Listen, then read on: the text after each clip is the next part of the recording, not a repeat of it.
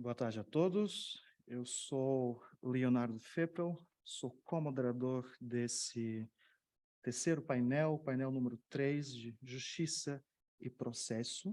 Eu vou fazer uma co-moderação em conjunto com o professor Dr. Fábio da Silva Veiga, que estará chegando daqui em breves momentos. E vamos então começar com esse painel. É um painel híbrido. Temos aqui pessoas presenciais conosco no IPMaia e também temos alguns participantes na modalidade online. Então, vou falar primeiro em português, depois vou falar em inglês, porque temos aqui dois professores da Itália, e então irei chamar o professor Martino Zuberti, da Universidade de Milão, na modalidade presencial, que vai falar sobre o Ufficio per il Processo and Honorary Justice of the Peace in Italy. So now in English, I will start the panel panel 3, Justice and Process. Then I will take the word for Professor Martino Zuberti, who will speak. So he talks about Ufficio per il Processo and Honorary Justice of the Peace in Italy. So you can take place. You have 10 minutes for your presentation.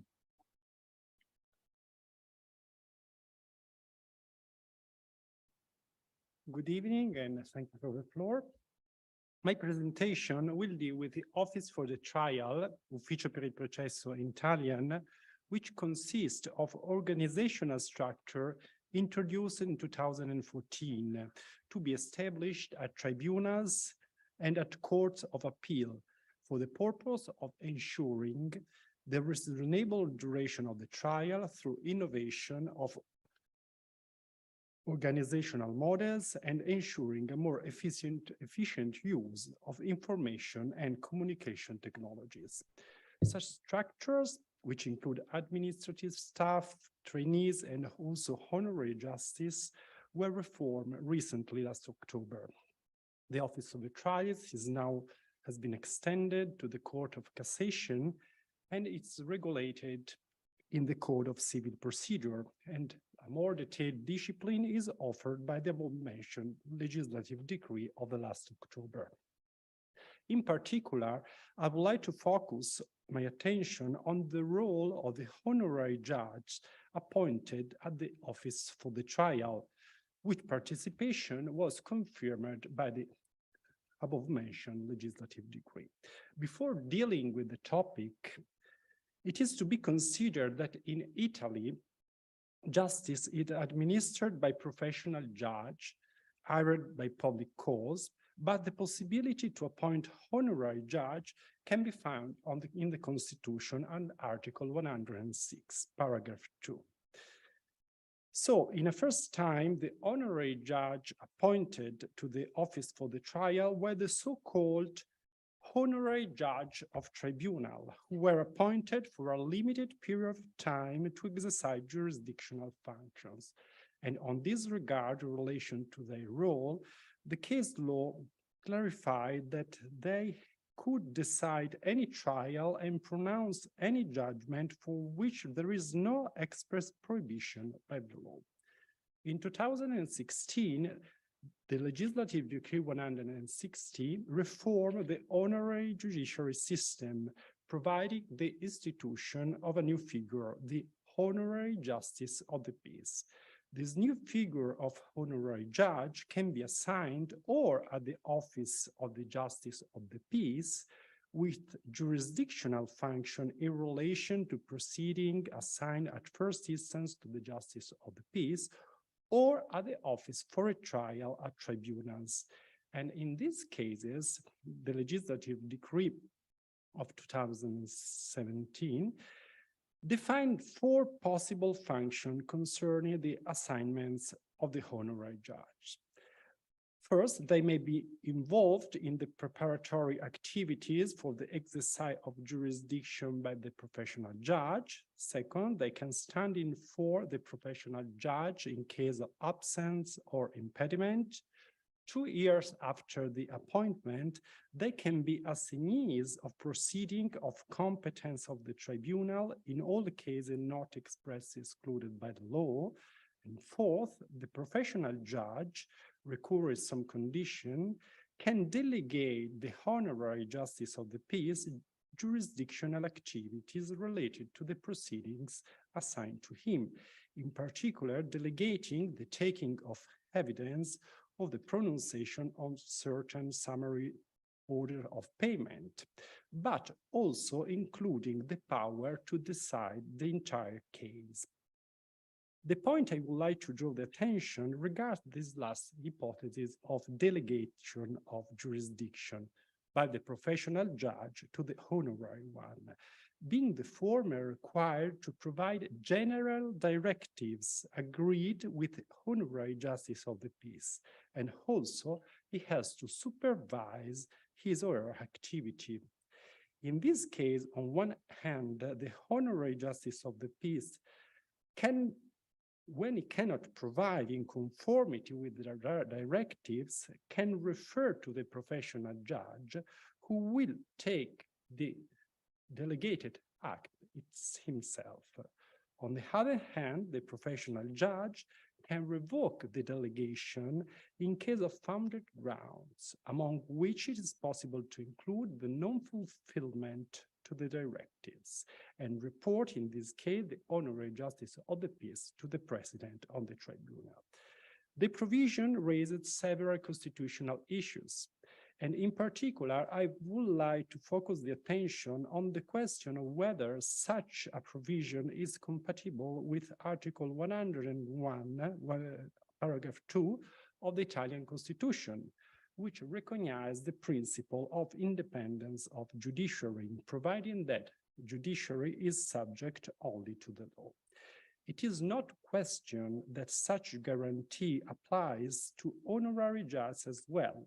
So the issue is to determine whether the exercise of jurisdictional function by a judge, namely the honorary one, under the directives received by the professional one, is consistent with the constitutional provision. According to one opinion, the incompatibility with the Constitution would be excluded on the ground that the directives would not be imposed, but only agreed between the professional and the honorary judge. But it sounds difficult, in my opinion, to imagine how a professional judge could agree such directives with a non-professional one. In addition, it is to be considered that the directives, even general, regard also the merit of the delegated jurisdictional activity. And so it's difficult to consider compatible this with the principle of independence of the judiciary. It could be wondered if the fact that the honorary justice of the peace can give back the case file so that the professional judge will proceed with the delegated text himself could be considered sufficient, could be considered enough to guarantee the independence of the delegated judge.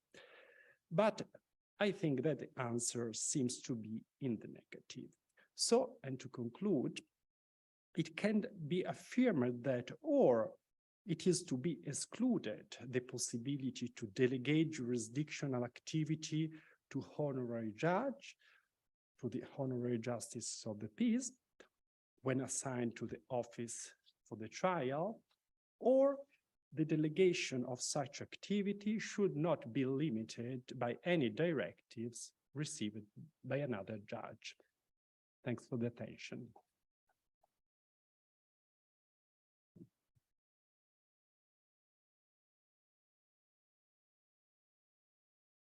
Thank you, Dr. Martino. It was a very clear presentation and thank you for respecting the time.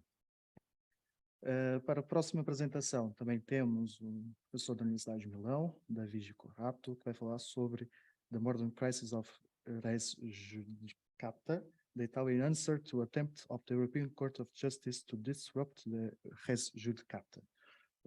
Now in English, I will call Professor David Corrato, the University of Milan, who talks about the modern crisis of res judicata, the Italian answer to attempt the European Court of Justice to disrupt the res judicata. You have also 10 minutes to do your presentation, please. Good afternoon, everyone. Thank you very much for the floor. My presentation is about the modern crisis of res judicata and the Italian answer to the attempt of the European Court of Justice to disrupt the res judicata. The need for certainty has always been stronger than the need for truth.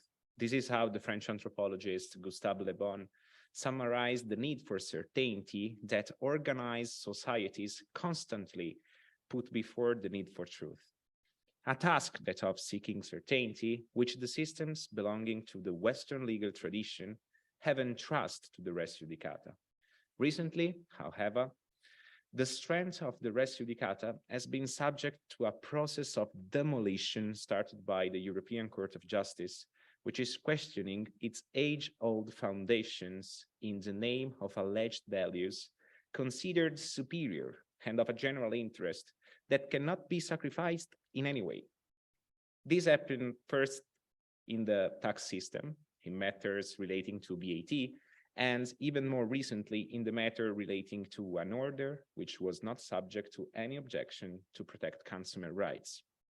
But let us start with tax law, a type of trial where, since 2006, the Italian Supreme Court affirms the force of res judicata on issues relevant and common to several tax years.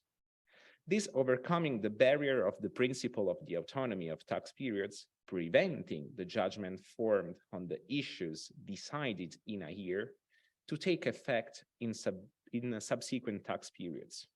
Well, what happens when in the field of VAT, the European tax by definition, a judge makes a mistake and issues a decision that is at odds with the European law and has the potential to affect other tax years?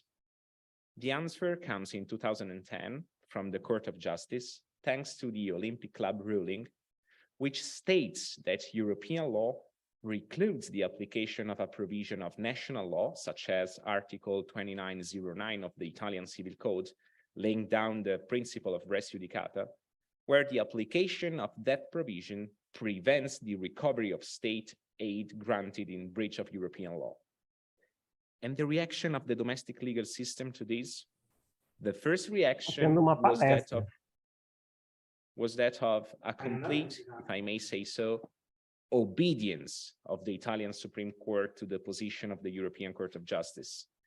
In other words, instead of activating the theory of the counter limits and affirming the non-subjection of the res judicata to any supposed and superior European interest, the Italian Supreme Court affirmed that the observance of European principles in matters linked to VAT cannot be hindered by the binding character of the res judicata.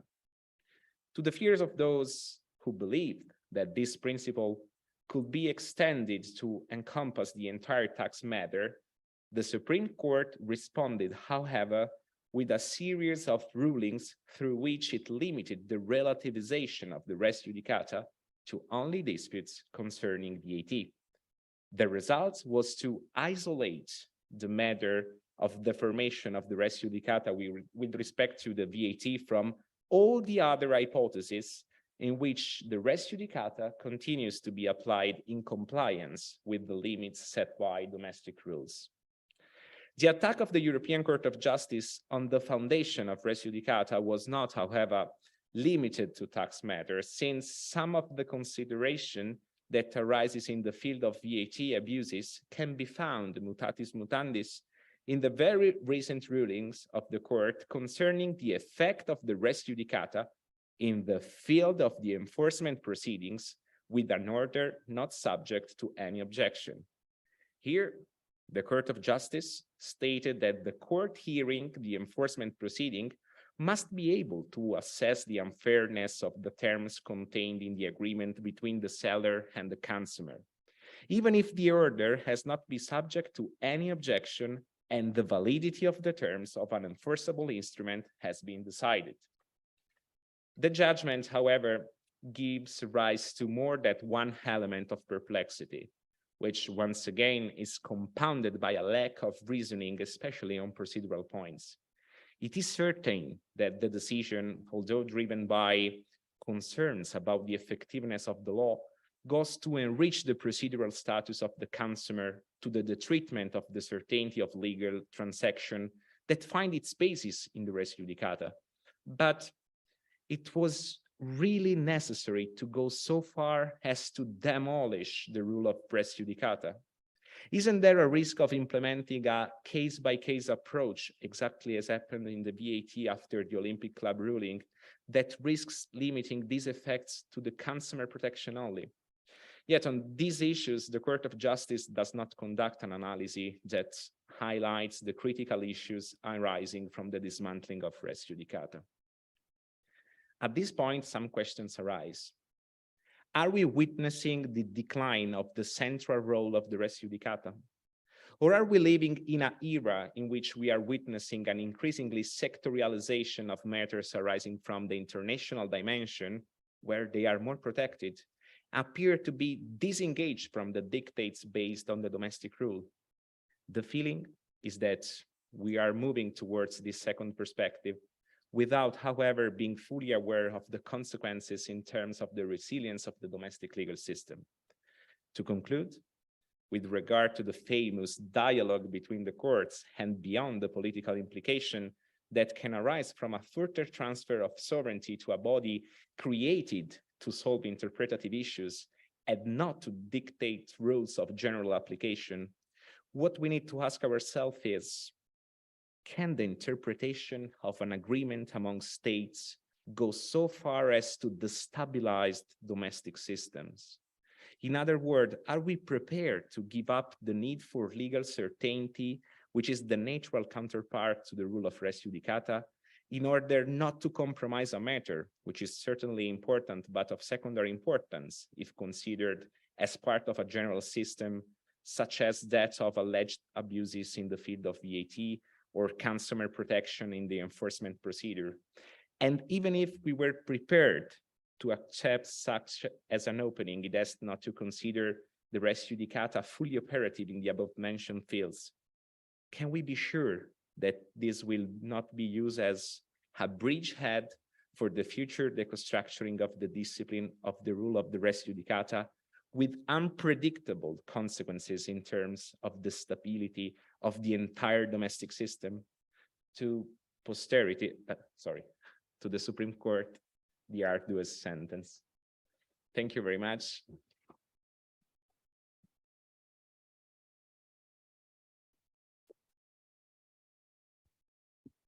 Thank you, Professor. Also a very clear presentation, and thank you for respecting the time. We'll make the discussion later. So at the end of this panel, we're going to do the debate space. Agora, em português, temos então a apresentação de José Rafael Batista Freire e Martina Polidório Steinhoffel. Desculpem se pela minha pronúncia do nome, presumo que seja alemão, da Faculdade Autônoma de Direito de São Paulo e da Universidade Estadual de Londrina. Ambos vão falar sobre análise comparativa das normas fundamentais dos códigos de processo civil brasileiro e português. Tem a palavra. Não sei quem é que vai apresentar primeiro, professora Martina. Perfeito, tem a palavra. Os dois têm 10 minutos, podem dividir o tempo conforme o combinado entre os dois. Obrigada. Primeiramente, boa tarde a todos.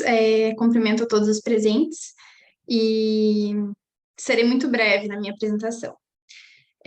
O nosso artigo se chama Uma análise comparativa das normas fundamentais dos Códigos de Processo Civil Brasileiro e Português, e foi escrito em minha autoria com o Dr. José Rafael. O objetivo desse artigo, a nossa ideia principal, era trazer uma comparação pontual e compreensiva entre essas duas legislações, no que tange especificamente as normas fundamentais de cada código. E também teria uma forma de trazer um atalho e um estímulo para, eventualmente, uma pesquisa mais aprofundada, né? Então, foi uma pesquisa muito comparativa, a gente usou, basicamente, a letra da lei e alguns apoios doutrinários. Nesse sentido, o que seria uma norma fundamental? nas palavras de um doutrinador brasileiro, Marinoni, elas seriam as linhas mestras do Código, elas são os eixos normativos a partir dos quais o processo civil deve ser interpretado, aplicado e estruturado. Não vou me ater especificamente aos artigos que nós analisamos um por um e fizemos uma comparação muito pontual do nosso artigo, mas ao final, o que nós achamos de ponto de convergência e divergência. Ambos os códigos são estruturados de forma muito semelhante, né? Na parte das normas fundamentais, ambas inauguram os códigos civil português e brasileiro. No Código Brasileiro, nós temos dos artigos 1º ao 12, as normas fundamentais, e no Código Português, nós temos do artigo 1º ao 9º. Existe uma afinidade cultural e histórica muito grande entre os dois países, então a semelhança entre as normas fundamentais de ambos é muito grande. E também existem alguns princípios princípios universais do processo civil que a gente encontra também em várias legislações, que aqui também não foi uma diferença, né? Temos o acesso à justiça, a inércia da jurisdição, o princípio do contraditório, do devido processo legal, da igualdade ou isonomia, da cooperação, da boa-fé. Isso nós vemos, não exatamente nos mesmos artigos, né, na mesma numeração do artigo de cada um, mas nós vemos que tem uma abordagem em ambos os códigos. Em alguns momentos, o Código Português é mais prolixo que o Código de Brasileiro, outrora é o Código Brasileiro, que acaba sendo muito mais prolixo. Mas temos também algumas divergências. Por exemplo, no Código Brasileiro, nós temos a invocação, uma linha direta ali das normas constitucionais, logo no primeiro artigo, onde ele traz que as normas constitucionais serão aplicadas ao processo civil de forma direta, e no Código Português isso é uma norma mais implícita. No Código Português, por exemplo, a norma que inaugura as normas fundamentais trata da proibição da autotutela, que no Código de Processo Civil brasileiro é algo implícito, e também é previsto em outros lugares do ordenamento jurídico brasileiro, não necessariamente no Código de Processo Civil. Outra diferença é uma questão procedimental. A gente tem muito mais descrição de algumas questões procedimentais na parte do Código de Processo Civil brasileiro, português, na parte das normas fundamentais, enquanto que no Código de Processo Civil brasileiro nós temos mais a evocação de princípios e menos descrição das normas. Uma das grandes diferenças entre os dois códigos é que nas normas fundamentais do Código de Processo Civil brasileiro, nós temos em várias ocasiões o princípio do estímulo à solução consensual de conflitos, ao estímulo à mediação, à conciliação e à arbitragem. Isso seria um dever de todas as partes de estimularem esse tipo de resolução de conflitos, enquanto que no Código de Processo Civil português nós não vemos isso, pelo menos não na parte das normas fundamentais. Outra diferença é que, por exemplo, no Código de Processo Civil português foi acrescido um artigo muito recentemente, o artigo 9º, que fala sobre quando houver uma comunicação com a parte, ter uma linguagem clara e acessível. No Código de Processo Civil brasileiro, nós não vemos isso. Nós vemos um artigo parecido em outra legislação, que trata dos juizados especiais, mas não necessariamente no Código de Processo Civil brasileiro. E até no encerramento do nosso artigo, eu e o Dr. José Rafael, nós colocamos que isso seria algo muito interessante para o legislador brasileiro se espelhar, né, em trazer uma norma que realmente obrigue o judiciário a ser mais claro com as partes nas intimações, porque uma coisa muito comum que nós temos é uma certa dificuldade na comunicação, né? Existe um juridiquês muito grande, muitas vezes, nas intimações com as partes. Isso seria algo interessante de trazer para o ordenamento brasileiro. E, da mesma forma, quando falamos de algumas questões ali do incentivo à autocomposição, também seria, talvez, alguma inspiração para o legislador português trazer de maneira mais enfática no Código de Processo Civil respectivo. E encerramos o nosso artigo nesses tons, né? Mostrando que existem elementos de ambas as legislações que podem servir de inspiração uma para as outras e demonstrando que existem mais semelhanças do que divergências entre ambos os códigos, mas que cada um conserva as suas particularidades e a sua individualidade. Seria isso. Deixo minha palavra para o Dr. José Rafael, se ele gostaria de acrescentar algo, mas nossa apresentação já se encerrou. Tranquilo, doutora Martina, parabéns pela apresentação. É isso mesmo, pessoal. Obrigado. Ok, muito obrigado. Muito obrigado, professor José Rafael Freire, professora Martina. Vamos agora passar para a próxima apresentação, sendo certo que todos os comentários e debates serão feitos no fim desse painel, em razão do tempo. Eu chamo agora Kleber Casaro, Aline Rodrigues de Andrade e Rodrigo Blay dos Santos. Eu vejo aqui apenas a doutora Aline Andrade. Esse trio, digamos assim, representa a Universidade Estadual de Ponta Grossa e a Universidade Federal do Paraná, ambas do Brasil. E irão falar sobre contencioso civil notarial e registral pelas lentes do Supremo Tribunal Federal e do Tribunal de Justiça do Estado do Paraná. A doutora Aline tem, então, 10 minutos. A palavra é sua. Muito obrigada. Prezados e prezadas, boa tarde. Cumprimento o professor Dr. Fábio e o mestre Leonardo pelo brilhantismo na condução deste painel. O artigo que irei apresentar foi escrito em coautoria com o professor Dr. Kleber Casaro e o mestre Rodrigo Blay Santos e foi intitulado, como já dito, como Contencioso Civil Notarial e Registral pelas lentes do Supremo Tribunal Federal e o Tribunal de Justiça do Paraná.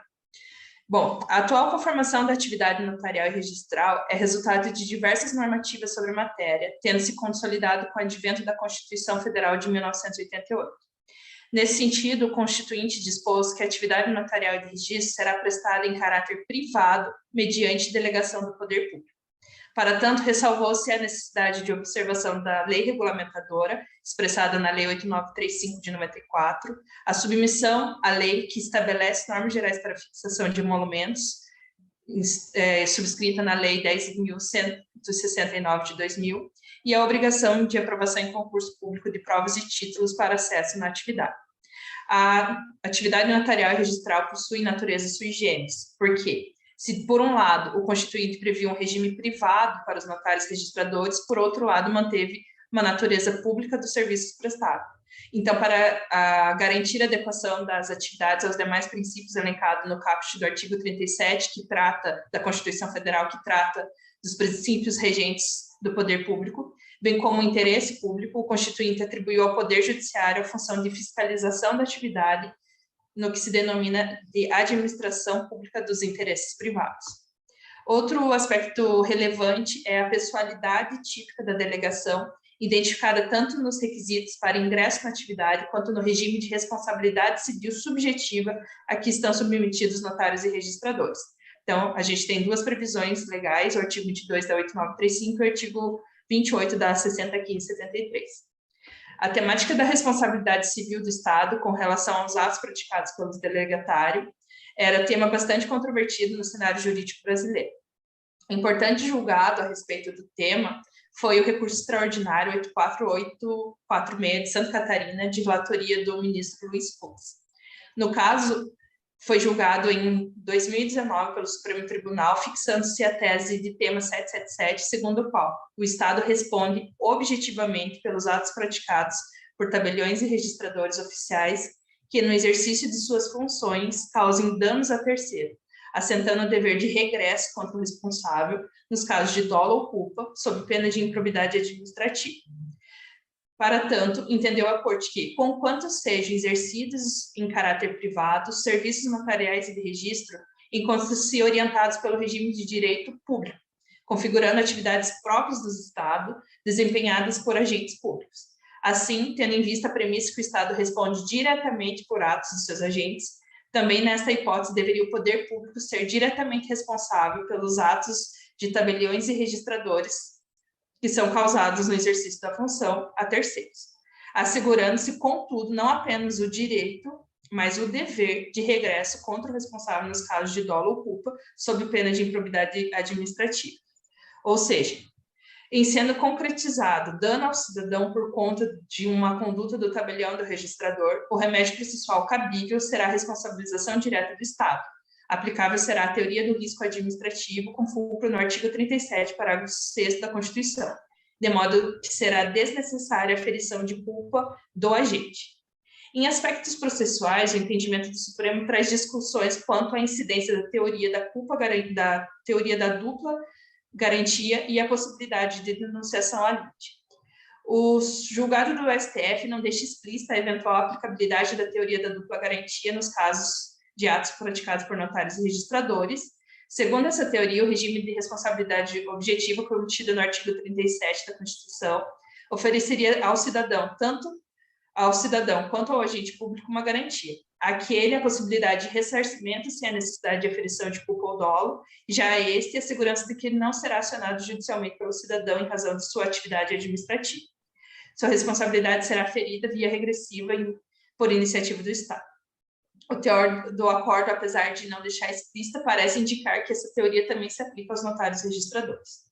Outro ponto de discussão diz respeito à possibilidade de denunciação da lide e participação do agente delegado na qualidade de litisdenunciado.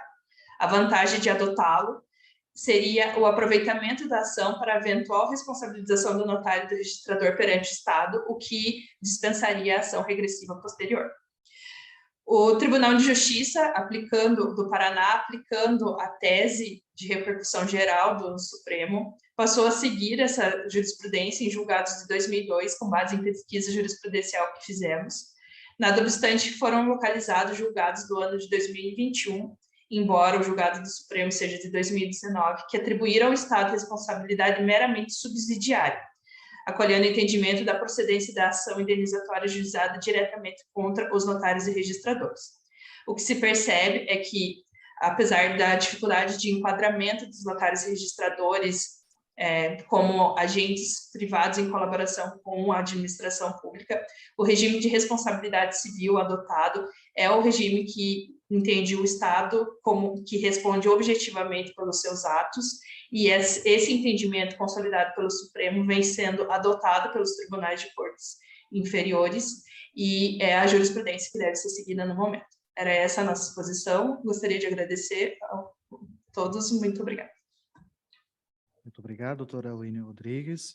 Seguimos então aqui com o nosso programa do painel 3. Chamo então a doutora Diana Leiras, do Instituto Politécnico do Cávado e do Ave, aqui de Portugal, que irá falar sobre a determinação da competência dos órgãos jurisdicionais para decidir da sucessão de pessoa falecida que resida em Estado-membro da União Europeia, das regras do Regulamento número 650/2012, de 4 de julho.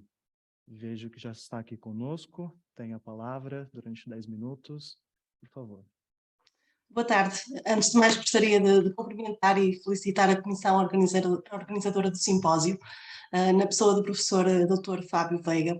Agradecer a oportunidade de apresentar a minha comunicação e cumprimentar também todos os participantes, desejando a todos a continuação de um excelente simpósio. O tema da minha comunicação está relacionado com o Regulamento Europeu, número 650/2012, do Parlamento Europeu e do Conselho, de 4 de julho. Este regulamento é relativo à competência, à lei aplicável, ao reconhecimento e à execução de decisões, bem como à aceitação e execução de atos autênticos em matéria de sucessões. E também cria um certificado sucessório europeu, sendo um regulamento que vincula os Estados-membros da União Europeia, com exceção de 2, da Irlanda e da Dinamarca. O regulamento integra um conjunto de regulamentos criados pela União Europeia para suprimir os entraves à livre circulação de pessoas. Surgiu com o propósito de facilitar o tratamento de sucessões de mortis causa, com incidência transfronteiriça, ou seja, de sucessões que têm conexão com diferentes Estados, por exemplo, a nacionalidade, através da residência habitual do falecido, da residência habitual dos herdeiros e a localização dos bens da herança. Através deste regulamento e das regras que estão previstas no mesmo, é possível ao autor da sucessão planear a sua sucessão. Ora, um dos aspectos regulados pelo regulamento, e este regulamento vigora para as sucessões abertas após 17 de agosto de 2015, inclusive, um dos aspectos regulados neste regulamento respeita à competência dos órgãos jurisdicionais para decidir a sucessão, de modo que deixe de verificar-se insegurança jurídica perante uma possível incompatibilidade de normas aplicáveis nos Estados-membros em matérias de conflito de jurisdição. É sobre este aspecto processual que versa a minha comunicação e, em primeiro lugar, é importante esclarecer que o conceito de órgão jurisdicional, para efeitos do regulamento, não coincide exatamente com o de tribunal.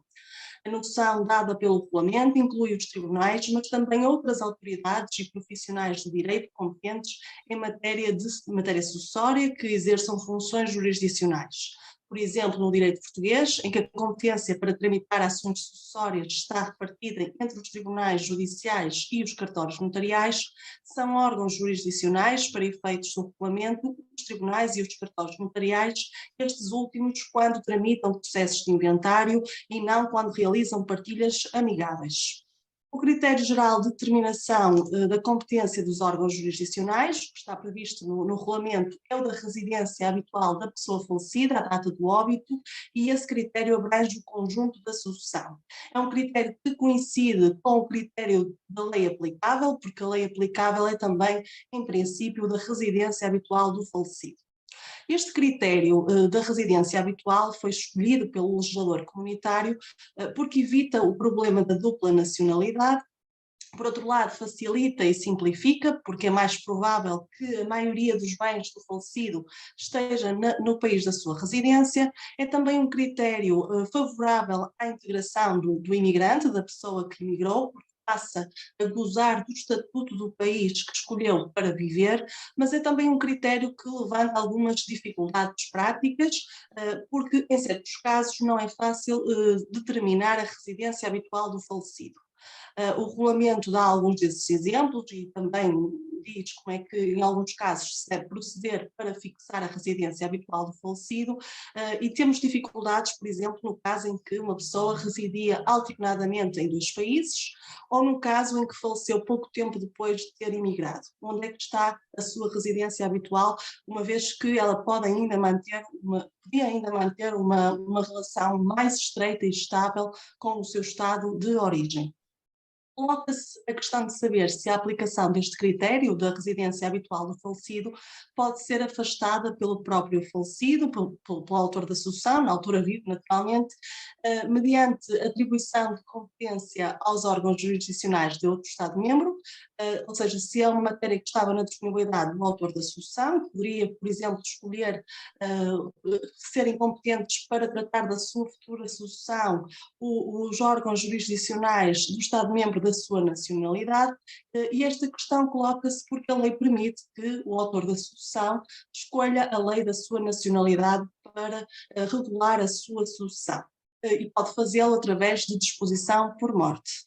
O certo é que o regulamento não permite ao autor da sucessão decidir a matéria da competência dos órgãos jurisdicionais, de cujos não tem poder de decisão nesta matéria, ao contrário do que sucede no âmbito da lei aplicável à sua sucessão. Então, a questão seguinte é se os herdeiros têm autonomia para decidir esta questão, ou seja, se não tendo o autor da sucessão, se os herdeiros, estando a tratar da sucessão, podem decidir atribuir competência a um órgão jurisdicional de um Estado membro diferente do Estado de residência do autor da sucessão.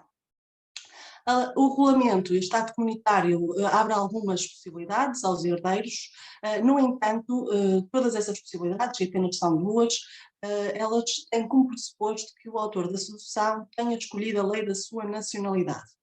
São, portanto, muito limitadas as exceções que o regulamento admite ao critério geral da residência habitual. Uma delas é a situação em que os herdeiros celebram um acordo de eleição de foro. Nesse acordo conferem competência aos órgãos jurisdicionais do Estado-membro cuja lei foi escolhida, e caso a ação já esteja proposta em órgão jurisdicional da residência habitual do falecido, este órgão jurisdicional deve declarar-se incompetente.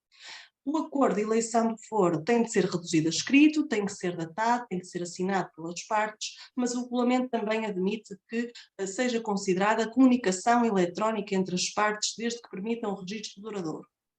A outra possibilidade é uma das partes pedir ao órgão jurisdicional do Estado-membro da residência habitual do falecido, que está a tramitar a sucessão, que se declare incompetente, e esse órgão jurisdicional pode, de facto, considerar-se incompetente para tramitar aquela sucessão, se considerar que os órgãos jurisdicionais do Estado-membro em que a lei foi escolhida estão mais aptos a decidir da sucessão, tendo em conta as circunstâncias concretas dessa sucessão, tais como a residência habitual das partes ou a localização dos bens. Devido ao princípio da sucessão unitária que está previsto no regulamento, os órgãos jurisdicionais de um Estado-membro podem ter competência para decidir a partilha de bens situados em Estados terceiros, Estados não vinculados pelo regulamento. Só que, nesse caso, coloca-se a questão de saber se depois a sentença de partilha vai ser reconhecida no Estado terceiro, se realmente vai produzir os seus efeitos. E por isso o legislador comunitário prevê a possibilidade de, incluindo a sucessão de bens situados num Estado terceiro, o órgão jurisdicional chamado a decidir sobre a sucessão, a pedido de uma das partes, decidir não se pronunciar sobre um ou mais desses bens, se for expectável que a sua decisão relativamente a esses bens não será reconhecida ou declarada executória no Estado terceiro da situação do bem. Ora, concluo dizendo que este regulamento era muito necessário, portanto fazia muita falta para regular as sucessões transfronteiriças, desde logo porque pode haver incompatibilidade ao nível das legislações internas quanto aos critérios de competência a aplicar, facilita o tratamento de sucessões transfronteiriças, mas é necessário que este regulamento seja efetivamente introduzido na cultura jurídica para que os cidadãos saibam da possibilidade de escolher a lei aplicável à sucessão, que é uma escolha muito restrita, porque só podem escolher a lei da sua nacionalidade, mas a partir do momento em que fazem essa escolha, abrem a possibilidade que seja afastado o critério da residência habitual do falecido para a determinação da competência dos órgãos jurisdicionais. E só nesse caso em que o autor da sucessão escolheu a lei da sua nacionalidade é que, de facto, essas exceções à regra da residência habitual do falecido podem ser aplicadas. Era isto, agradeço a atenção. Muito obrigado, doutora Diana Leiras, pela sua excelente exposição, por respeitar também o tempo de 10 minutos. E eu, então, vou chamar o co-moderador deste painel, o professor Dr. Fábio da Silva Veiga, passando, então, a palavra de moderação desse mesmo painel. Muito bem, boa tarde a todos. Desculpa a minha demora, porque eu estava dando aulas na faculdade aqui da Lusófona do Porto, onde eu sou professor, e o Leonardo fez a moderação até aqui, e eu vou continuar. Muito bem, a partir de agora é a partida do Dr. Danilo, né? Bom, dando bem-vindo a todos os que estão presentes e os que estão online, segue a palestra do Dr. Danilo Oliveira e Marcelo Lamy. Eles têm duas comunicações, então podem fazer ao mesmo tempo as duas, ou seja, vocês têm o tempo duplicado, né? Podem usar até os 20 minutos, se quiserem. Fica a critério de vocês. Os caros Danilo e Marcelo vêm da Universidade de Santa Cecília, né, do Brasil. O primeiro tema se chama A Racionalidade Vinculante de Precedentes Judiciais no Brasil, sob a luz das técnicas de segmento. E o segundo tema é a racionalidade vinculante de precedentes judiciais no Brasil sob a luz das técnicas de não segmento, ou seja, só muda a parte final, então com certeza eles vão explicar para nós qual é a diferença entre um e outro. Bem-vindo, tenha a palavra. Muito obrigado. Eu, em primeiro plano, gostaria de agradecer ao Dr. Fábio da Silva Veiga pela moderação, pela oportunidade, e em seu nome, assim, fazer os meus votos de agradecimento também ao IPMAIA e ao Iberojur, da organização desse primeiro simpósio de aspectos especiais de direito processual.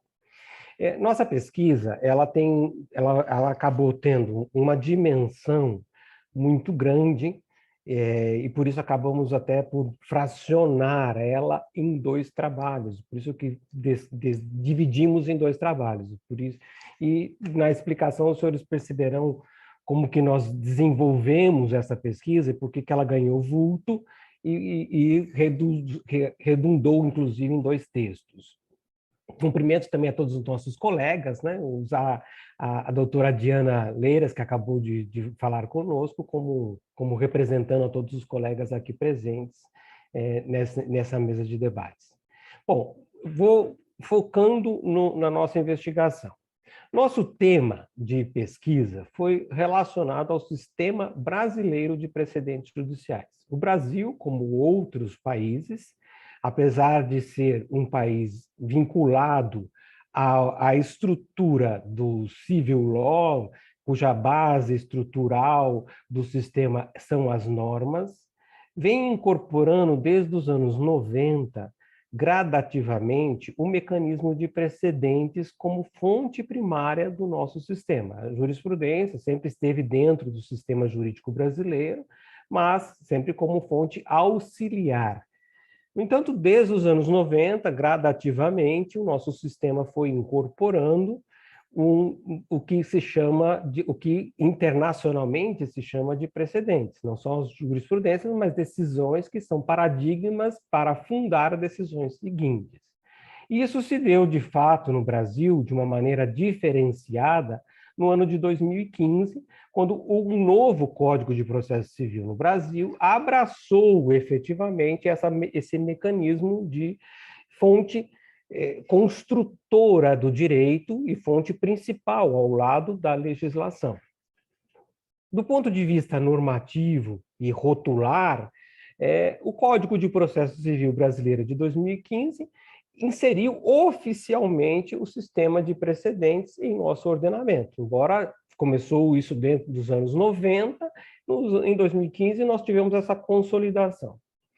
Acontece que a nossa preocupação foi, de fato, isto é rotular, está na norma jurídica, ou verdadeiramente o sistema processual fático, aquele que a gente observa no âmbito dos tribunais, ele de fato incorporou esse mecanismo de precedentes?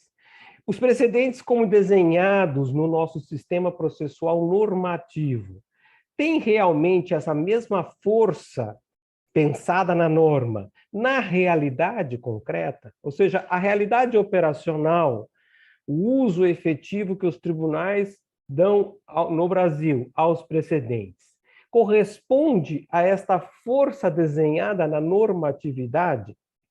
Para que a gente pudesse verificar isso, nós adotamos alguns paradigmas. Então, qual foi o foco da nossa investigação?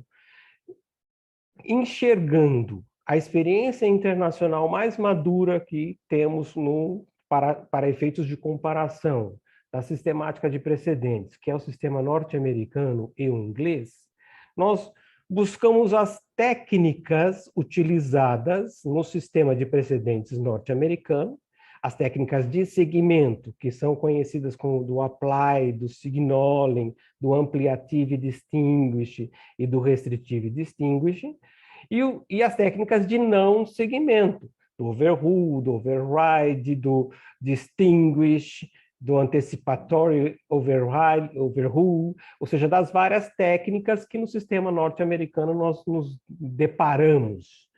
Olhar se essas técnicas estão, de fato, sendo operacionalizadas em nosso ordenamento, e não daria para olhar em todo o sistema jurídico brasileiro, em todo o judiciário brasileiro, que tem uma dimensão gigantesca. Então, nós focamos nos tribunais superiores, em 2 tribunais superiores, no STF e no STJ.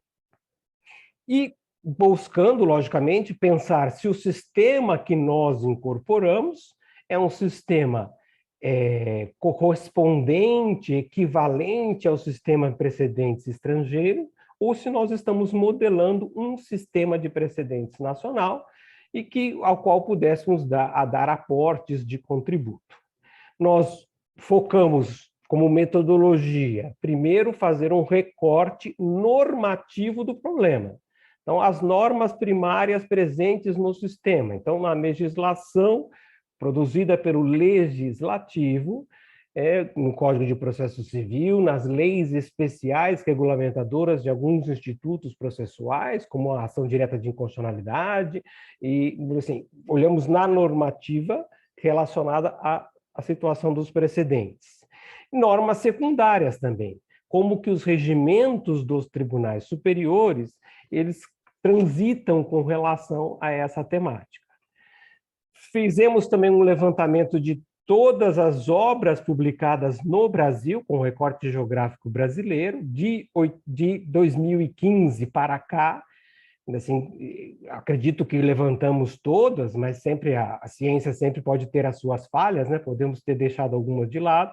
Todos os livros publicados especificamente sobre precedentes, e um recorte de revistas, de artigos de revistas, em um portal concreto, no portal de revistas eletrônicas da Revista dos Tribunais, ou seja, de um conjunto de revistas publicadas por esta editora, que é uma das editoras mais significativas dentro do espaço brasileiro com relação a várias temáticas do direito.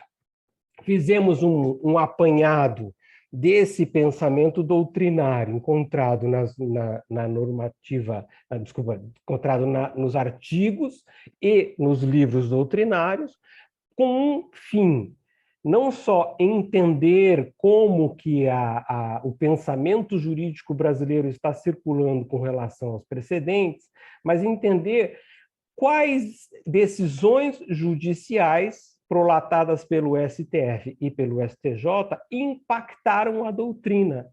Quais decisões do STJ e do STF são citadas por estes doutrinadores como os casos paradigmáticos que consolidam determinadas técnicas de precedentes?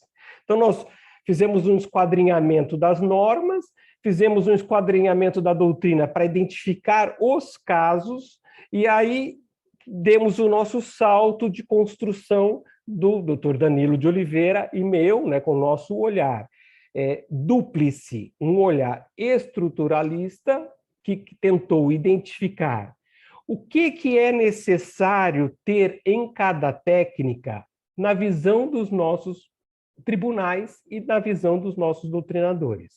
Quando eu falo apply lá nos Estados Unidos, eu tenho um significado revelado pela prática, pela praxis norte-americana.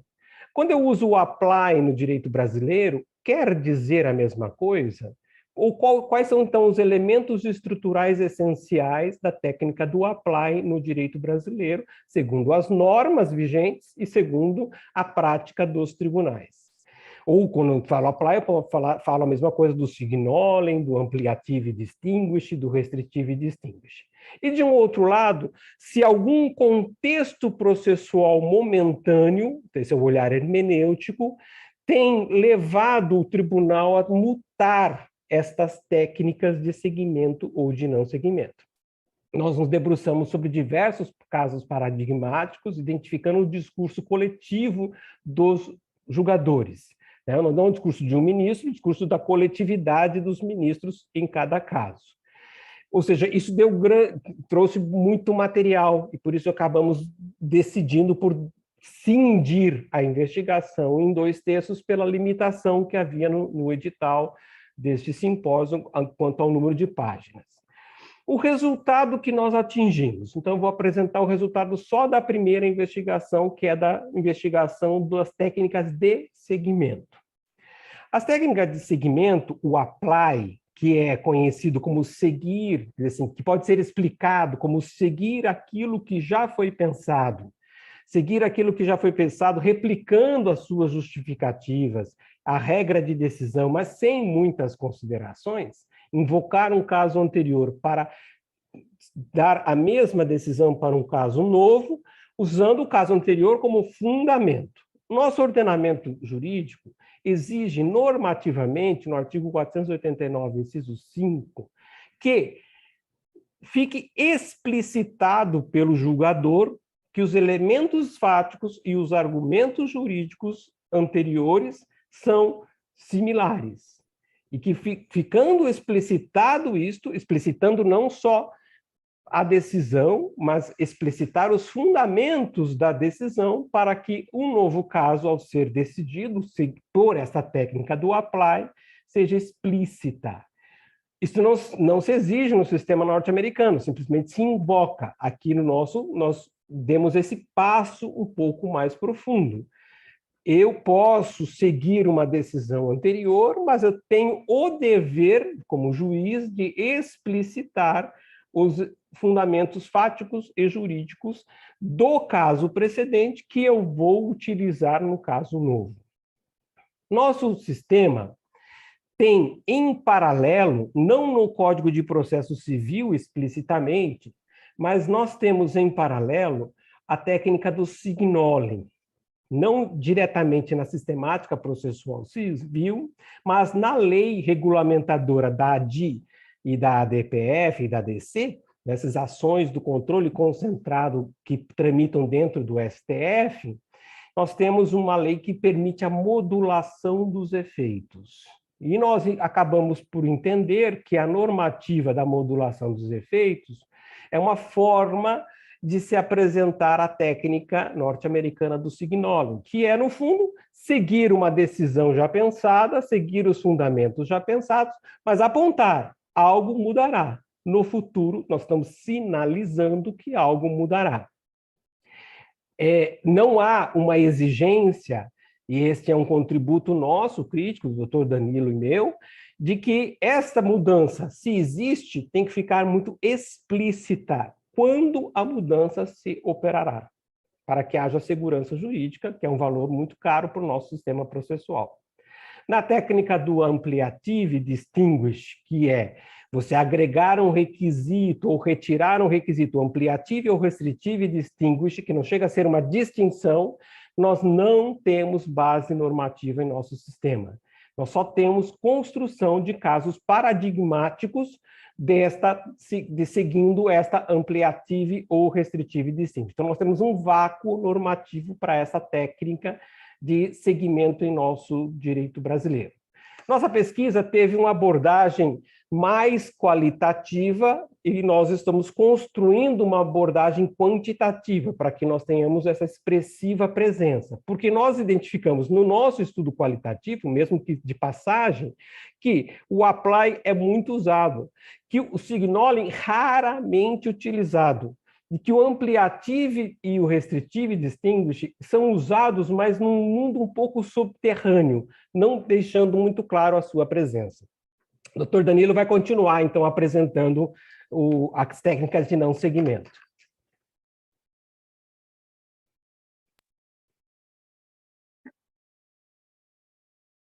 Boa tarde a todos. Então, prosseguindo aqui com a comunicação iniciada pelo professor Marcelo Lamy, eu já avanço para as técnicas de não segmento ou de rejeição dos precedentes judiciais. Essas técnicas de não segmento, elas estão expressamente previstas no artigo 489, parágrafo 1º, inciso 6º do CPC de 2015. Essa norma jurídica prevê tanto a distinção quanto a superação do precedente, ou seja, quando que aquela decisão anterior deixará de ser um precedente, deixará de ser aplicada no caso sob julgamento. A nossa investigação concluiu que tanto a distinção pura quanto a distinção inconsistente, tanto a superação total quanto a superação parcial, todas essas quatro, essas duas possibilidades, a distinção e a superação, na verdade, se transformam em quatro, todas elas abarcadas normativamente pelo CPC de 2015, pelo artigo 489, parágrafo 1º, inciso 6º. Alguns detalhes são importantes que nós compartilhemos com as senhoras e com os senhores. Em primeiro lugar, na distinção pura, o que há é uma solução excepcional para aquele caso, não é? E que, na verdade, se torna uma solução excepcional abstrata, ou seja, há algum elemento fático, há algum elemento jurídico que diferencia, que distingue aquele caso sob julgamento da decisão anterior e, portanto, se cria uma solução excepcional abstrata. Já na distinção inconsistente, nós temos uma singularidade, um caso sui generis, onde, então, será decidido algo apenas e tão somente para aquele caso. Há uma sutil diferença, porém, de efeitos gigantescos. Já na superação, há uma mudança de entendimento. Então, diferente da distinção, em que fica mantido o precedente, na superação, há, entre aspas, uma espécie de uma revogação. Não é? Como nós estamos falando de uma norma jurídica, o termo empregado é superação. Há uma superação do entendimento anterior, seja total, o overrule, seja parcial, o override. O que nós constatamos na nossa investigação? Há 3 requisitos para que haja a distinção. Primeiro, a demonstração da existência da distinção, do fundamento fático e ou jurídico diverso da decisão anterior. Em segundo lugar, o julgador tem que demonstrar a relevância dessa distinção, que esse fato, que esse fundamento jurídico é relevante e que ele implicará uma decisão diferente. E deve haver, como já dito pelo professor Marcelo Lamy, a explicitação das razões dessa mudança. Então, esses 3 elementos são esse contributo que o professor Marcelo Lamy e eu estamos trazendo por meio da nossa investigação. A necessidade de o julgador fundamentar a existência da distinção, a relevância da distinção e o porquê que essa distinção leva a uma solução excepcional, ao não seguimento do precedente. Com relação à superação, seja o overrule, seja o override, também há alguns elementos que nos parecem essenciais naquele caso sob julgamento. Em primeiro lugar, o julgador deve explicitar uma crítica, justificar o porquê que ele afasta os fundamentos determinantes da decisão anterior. Por que aqueles fundamentos fáticos e principalmente jurídicos da decisão anterior deixarão de servir como fundamentos na decisão atual? Então, ele tem que afastar expressamente esses fundamentos determinantes daquilo que deixará de ser o precedente. Depois, em contrapartida, deve o julgador expressamente consignar todos os novos fundamentos que constituem a sua nova razão de decidir. Então, primeiro o julgador afasta aquilo que ficará para trás e agora introduzirá, sustentará a nova causa ou razão de decidir. E, por fim, porém não menos importante, é necessário que se observe a necessidade ou não de um regime de transição. Como já dito pelo professor Marcelo Lamy, a modulação de efeitos da decisão ela é possível mesmo que não estejamos em sede de uma DI, de uma ADC, de uma DPF.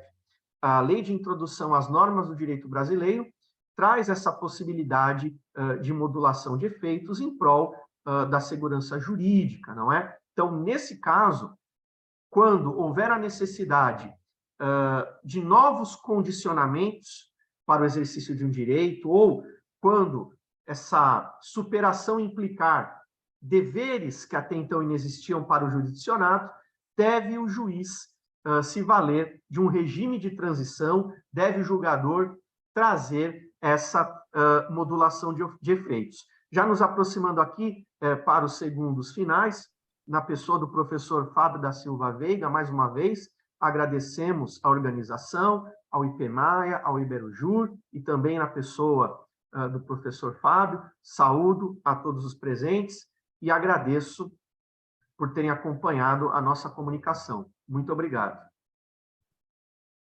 Muito obrigado, professor Danilo e professor Marcelo Lamy, pela excelente exposição, muito bem detalhada. Com certeza, especialistas da matéria processualista gostam desse tipo de conteúdo, né? Também deixo já a palavra a dizer que todo o nosso conteúdo vai ficar depois salvo no YouTube do Iberojur, e nós divulgamos, né, as palestras, forma de também haver mais afinidade entre pesquisadores. Por isso que os eventos têm esse propósito também de difundir o conhecimento. Muito obrigado. Vou passar agora aqui ao próximo nosso comunicante, o Dr. Mário Simões Barata e Ângelo Abrunhosa. Vejo já que o Dr. Mário está presente, eu acho que vai ser ele o que vai fazer a comunicação.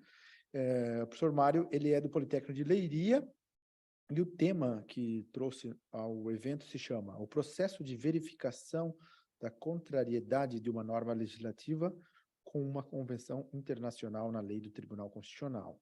Bem-vindo, professor Mário Barata, a casa é sua, e você tem a palavra. Muito obrigado e gostaria de cumprimentar todo o auditório a partir do auditório do Politécnico Leiria aqui e agradecer à organização do evento pela oportunidade de apresentar a minha comunicação, em especial ao professor Fábio Veiga. A título introdutório, gostaria de dizer o seguinte: a lei número 85/89 aqui em Portugal introduziu algumas alterações à lei número 28/82, que regula a organização, o funcionamento e o processo do Tribunal Constitucional, ou seja, a LTC. Nesse sentido, o legislador editou a linha I ao número 1 do artigo 70, bem como o número 2 ao artigo 71 da LTC. O primeiro preceito estabelece que cabe recurso para o Tribunal Constitucional das decisões dos tribunais que recusem a aplicação da norma constante ato legislativo com fundamento na sua contrariedade com uma convenção internacional, ou apliquem em desconformidade com o anteriormente decidido sobre a questão pelo Tribunal Constitucional. Já o segundo preceito dispõe que o recurso previsto na linha I do artigo 70 da LTC é restrito a questões de natureza jurídico-constitucional e jurídico-internacional implicadas na decisão recorrida. Agora, de acordo com o Gomes Canutilho, o sentido do recurso previsto na linha I do número 1 do artigo 70 e no número 2 do artigo 71 da LTC é de estabelecer um meio processual para o Tribunal Constitucional poder pronunciar sobre os problemas resultantes da abertura do direito constitucional português ao direito internacional, comum e convencional, que poderão ver no artigo 8º, e evitar, no interesse da segurança jurídica, opiniões judiciais divergentes quanto à aplicação das regras do direito internacional. A LTC não usa o termo inconstitucionalidade ou ilegalidade neste processo. Pelo contrário, alude a uma contrariedade entre uma convenção internacional e um ato legislativo. Para Gomes Canutilho, existe contrariedade quando um ato legislativo está em contradição com uma convenção internacional. E essa relação de contrariedade assume um desvalor jurídico-constitucional. Contudo, a LTC não qualifica essa contrariedade. Ou seja, não diz se ela é uma inconstitucionalidade ou se ela é uma ilegalidade. A falta de qualificação está relacionada com o problema de saber se estamos perante questões jurídico-constitucionais ou jurídico-internacionais. Para Canutilho, são questões jurídico-constitucionais as que se localizam em sede de direito constitucional, ou seja, o artigo 8º, devendo ser analisados e resolvidos segundo as normas e princípios constitucionalmente consagrados e de acordo com instrumentos hermenêuticos e interpretação e concretização específicos deste ramo do direito. O autor engloba neste tipo de questões o sistema de incorporação de normas internacionais no direito interno e os problemas atinentes à posição hierárquica das normas de direito internacional, bem como os problemas conexos com a qualificação de normas reguladoras de atos ou relações internacionais. De acordo com o mesmo autor, as questões jurídico-internacionais são aquelas que se localizam no plano do direito internacional geral, convencional e consuetudinário, cabendo discuti-las e analisadas à face dos princípios e normas deste direito e segundo as regras de interpretação e concretização específicas. Assim, estas abrangem questões relativas às relações entre o direito internacional e o direito interno, bem como ao campo de aplicação das normas internacionais. As questões jurídico-internacionais abarcariam ainda problemas conexos com a vigência do direito internacional e os conflitos entre normas internacionais e as leis internas do Estado. Em termos de pressupostos de admissibilidade, o legislador estabeleceu um recurso para o TC verificar se existe uma norma de direito internacional e qual o seu valor no plano das fontes de direito interno. Em dois casos, assim, existe recurso de uma decisão judicial que recusa a aplicação de norma constante de ato legislativo com fundamento na sua contrariedade com uma convenção internacional, e 2, de decisão judicial que aplica uma norma de ato legislativo em desconformidade com o anteriormente decidido sobre a questão pelo Tribunal Constitucional.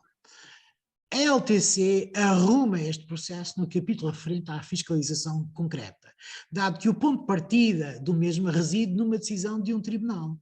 Em concreto, o objetivo é verificar as questões jurídico-constitucionais e jurídico-internacionais implicadas na decisão. O recurso permite ainda verificar a vigência ou não de uma norma convencional ou se esta deixou de vincular o Estado português. Em termos de requisitos subjetivos, para além dos requisitos objetivos, a LTC disciplina os requisitos subjetivos subjacentes ao processo. Neste sentido, as partes têm legitimidade para recorrer nos termos consagrados para a fiscalização concreta e o Ministério Público é obrigado a recorrer quando estão preenchidos os pressupostos constantes do número 3 do artigo 72 da LTC. Em termos de efeitos, por fim, o Tribunal Constitucional não julga os atos legislativos como sendo inconstitucionais ou ilegais. De acordo com Canutilho, o Tribunal prefere uma sentença de natureza declaratória, através do qual se reconhece a justeza ou não justeza da decisão do Tribunal ACO, que recusou a aplicação de uma norma legislativa contrária a convenções internacionais ou aplicou a mesma norma em desarmonia com anteriores sentenças do Tribunal Constitucional. Assim, existem dois tipos de decisões neste processo: decisão de provimento de contrariedade e de não provimento de contrariedade. Se o TC preferir uma decisão de provimento de contrariedade, a decisão do Tribunal faz caso julgado no processo relativamente às questões de natureza jurídica ou constitucional ou de natureza jurídica ou internacional.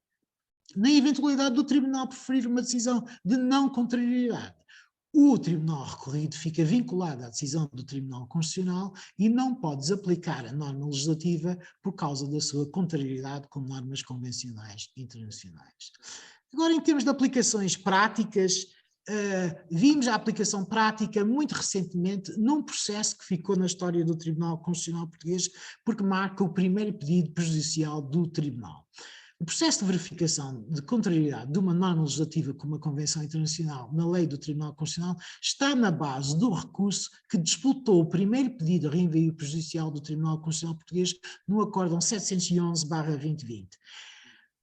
Nesta decisão, o Tribunal Constitucional analisou um recurso interposto pela autoridade tributária relativamente a uma decisão do Tribunal Arbitral que desaplicou uma norma do Código do Imposto sobre Veículos, em virtude desta ser contrária aos tratados europeus. Em concreto, verificou-se que o Tribunal Arbitral recusou aplicar o artigo 11º do Código do Imposto sobre Veículos, aprovado pela Lei 22A/2007, dada a sua desconformidade com o direito da União Europeia, designadamente o artigo 110 do Tratado sobre o Funcionamento da União Europeia, que era aplicável na ordem jurídica interna por força do número 4 do artigo 8º da Constituição da República Portuguesa.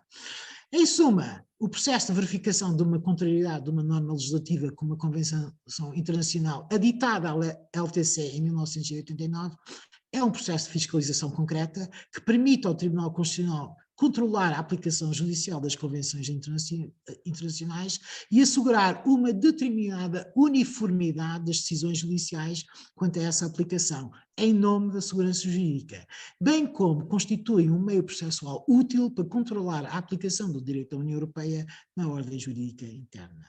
Muito obrigada pela vossa atenção. Muito obrigado, professor Mário. Excelente exposição. Temos agora a próxima conferencista, que é a doutora Patrícia Ferreira Rocha. Não sei se está presente. Está lá, professora Patrícia Rocha. Ela é da Universidade do Minho, aqui de Portugal. E o tema se chama A Insuficiência ou Suficiência da Prova Científica nas Ações de Estado de Filiação e a Possível Repercussão da Multiparentalidade Genética no Direito Português. Muito obrigado, doutora Patrícia, bem-vinda, tem a palavra. Obrigada, doutor Fábio. Inicialmente gostaria de agradecer a toda a organização do evento, em nome da IPMAIA, do Iberuju, pela oportunidade de apresentar o meu artigo aqui, intitulado A Insuficiência ou Suficiência da Prova Genética, da prova científica nas ações de Estado da filiação, tomando como referência um caso julgado aqui em 2019 pela Justiça Brasileira, em que o juiz aplicou a tese da multiparentalidade em relação a 2 pais biológicos. Queria também saudar todos os painelistas que estão aqui compartilhando do evento comigo, tanto aqueles que se encontram presencialmente na IPMAIA, como os que, como eu, estão apresentando suas ideias e seus resumos, seus artigos virtualmente. Pois bem, como eu disse, a ideia de escrever esse artigo partiu de uma decisão da Justiça brasileira no estado de Goiás, de 2019, em que se trouxe à tona essa discussão sobre a insuficiência da prova científica nas ações de estado de filiação, na medida em que o magistrado, nesse caso específico, ele imputou a parentalidade e a obrigação alimentar simultaneamente a 2 homens que, em razão de serem gêmeos univitelinos e se valendo desta condição, eles procuravam se furtar aos deveres parentais com uma criança, numa versão contemporânea da velha lenda salomônica. E aí, inicialmente, essa ação ela fora proposta somente contra um dos homens, que se submeteu ao exame laboratorial de DNA, e após o resultado ter dado positivo, ele acabou por indicar o seu irmão univitelino como o verdadeiro pai daquela criança. O irmão, por sua vez, ele também se submeteu a um teste genético, o que demonstrou que ambos tinham idêntica compatibilidade parental com a criança. Esse impasse, ele somente poderia ser eventualmente eliminado com a submissão dos supostos pais a um exame chamado Twin Test, que ele diferencia o genoma de gêmeos idênticos, mas que carece, para que efetivamente o resultado tenha alguma repercussão positiva, ele carece da existência de alguma mutação genética em uma das pessoas analisadas, em um dos gêmeos analisados, para poder ser conclusivo. Acontece que esse exame ele custa cerca de R$60 mil no Brasil, e as partes do processo eles não tinham condições financeiras para arcar com seus custos. E o magistrado entendeu que a justiça arcar com esses custos também era desarrazoado. E aí, diante do impasse, e tendo em vista que os 2 homens eles buscavam, de má fé, ocultar a real paternidade, o juiz do caso ele determinou que ambos fossem incluídos na certidão de nascimento da criança e que pagassem cada um uma pensão alimentícia no valor de 30% do salário mínimo brasileiro. Aí, nesse contexto, o artigo ele se propôs a debater acerca dos limites à certeza científica que se imputa à prova genética através do exame de DNA nas ações de estado de filiação, assim como sobre a importância do papel do magistrado na valoração deste meio de prova. E aí, por fim, coube nesta pesquisa também analisar ainda se essa decisão tomada pela Justiça brasileira, ela, reconhecendo essa multiparentalidade genética ou biológica, ela poderia ser aplicada no direito português.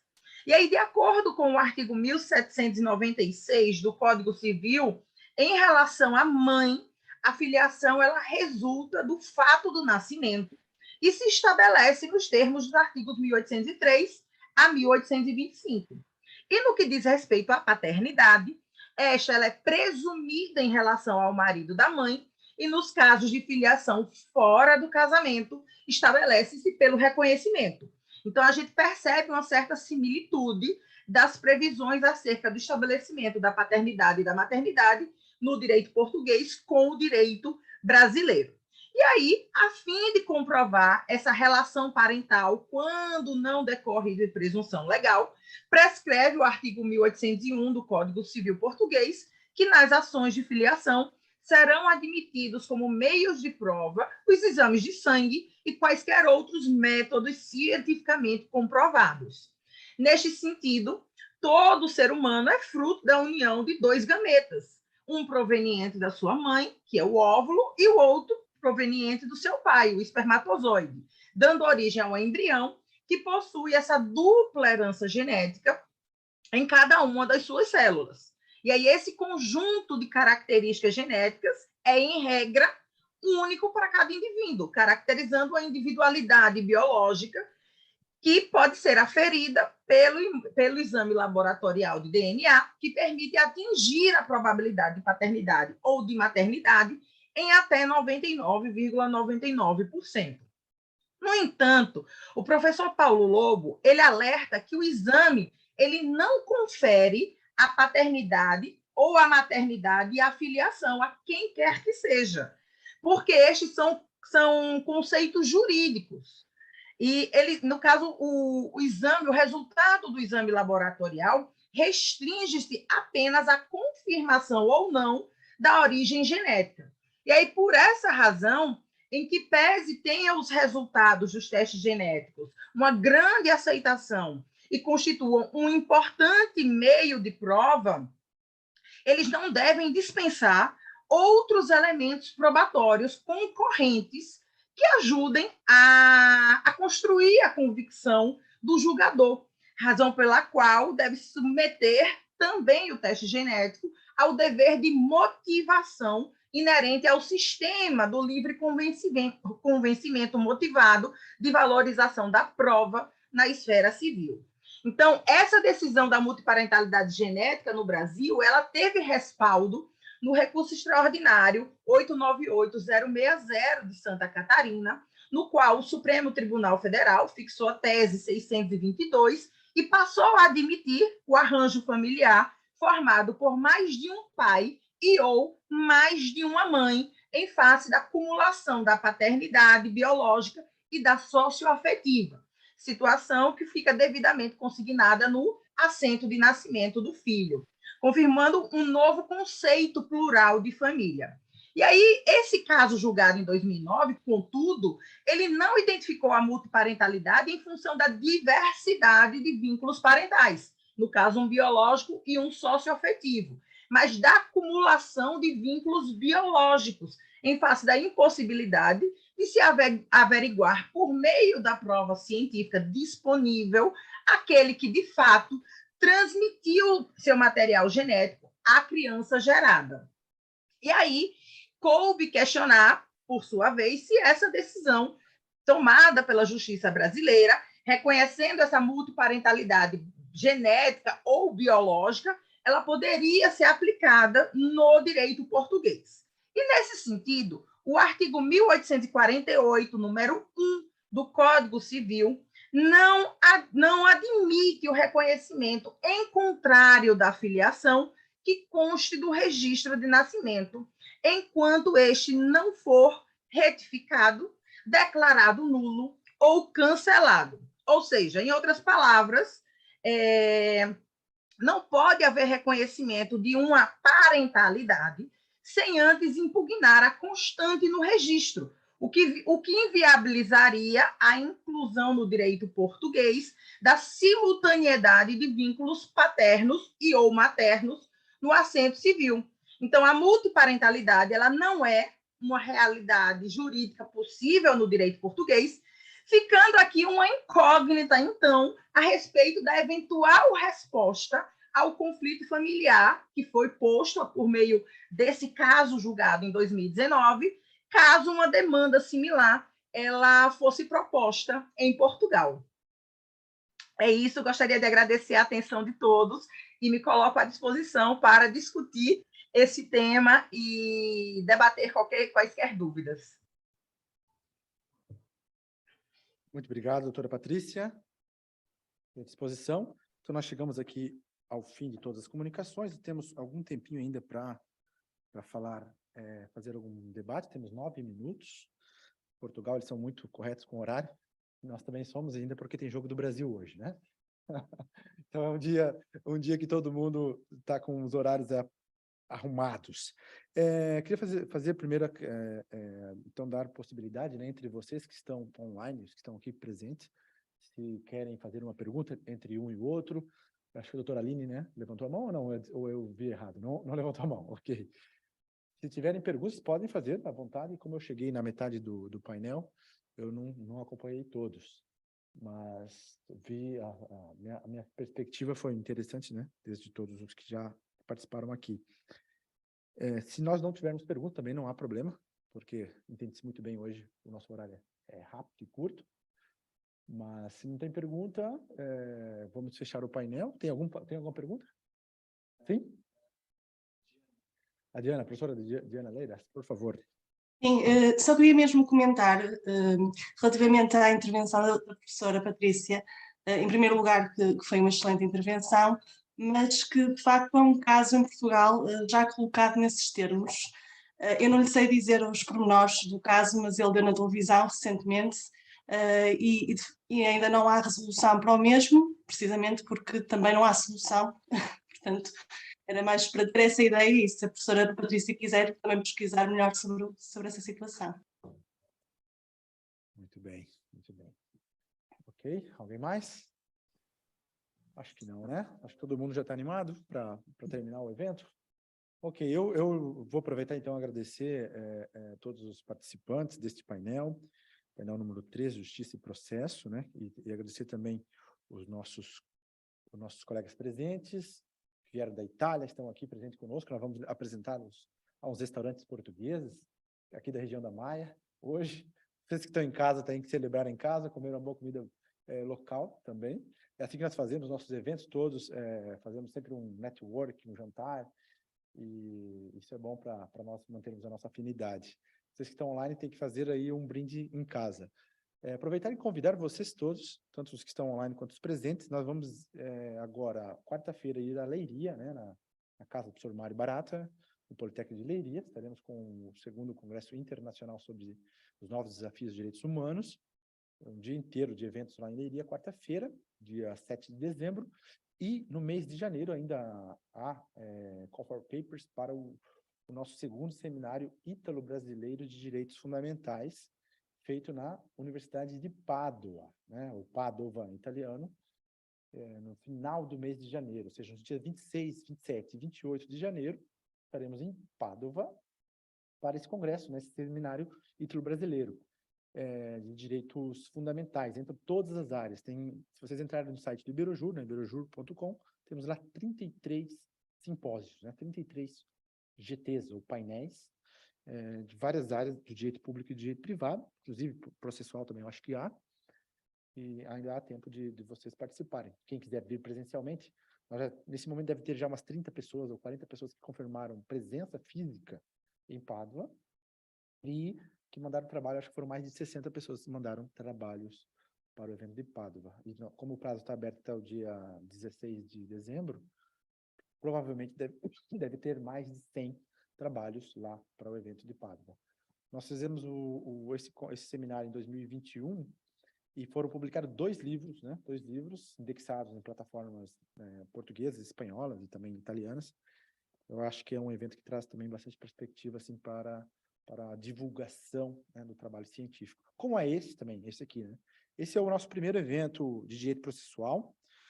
Eu fiquei bastante feliz, né, como coordenador e também como presidente do Iberojur, porque eu não imaginava que íamos ter 4 painéis de direito processual, né, na área processual, porque não é fácil nós chegarmos no público de direito processual, porque me parece que está bastante reduzido. Não sei se vocês são processualistas aí, eu tenho participado em outros eventos de direito processual, mas eu não conseguia encontrar pessoas do direito processual. Mas nós fizemos uma aposta, né, no tema de direito processual. O professor Lourenço Burrosta, que é catedrático de direito processual, esteve aqui hoje de manhã, dando a palestra presencial aqui conosco, de Salamanca, apoiou bastante o evento. Na Itália também, os italianos, os colegas que estão aqui presentes, também foram convidados para vir aqui. Eu acho que é um tema que a gente pode voltar a repetir, né, na área processual, porque pega todos os processos, todos os âmbitos processuais, e Portugal não tem uma tradição muito forte no direito processual, pelo menos por agora, né? Vocês que estão mais dentro da área, eu acho pouco professores de direito processual. Não consigo nem convidar muita gente de direito processual, né? Sei que a Diana é da processualista, mas tem mais gente, né, de direito processual em Portugal, não há tanto isso aqui para a gente convidar. Mas eu espero que com este evento nós conseguimos fazer um espaço do direito processual dentro do Iberojur, né, para que nós possamos fazer mais atividades. E vocês que estão aí no Brasil, aqui em Portugal, né, em outras faculdades, tiverem interesse de levar esse evento para as vossas faculdades, também nós fazemos isso, né? Porque o evento ele nasce em uma universidade e depois ele vai passando para outras, porque essa é a intenção do Iberojur, fazer a integração do conhecimento, né? A integração do conhecimento. Então, esse evento pode ser também feito em outras universidades, de maneira presencial, híbrida. O online 100%, já nós não queremos mais 100% online, queremos sempre fazer alguma coisa presencial também, né? É isso, deixo então aberto aqui o nosso espaço do Iberaju para todos vocês, convidando vocês a participar dos nossos projetos, né? São bem-vindos, da minha parte, sempre muito bem-vindos, e agradecer a presença de todos, nos encontramos no próximo evento. Até logo. Vamos fazer o encerramento daqui a pouquinho, só esperar acabar o outro evento. Vamos pausar aqui a sala. Obrigado, até já.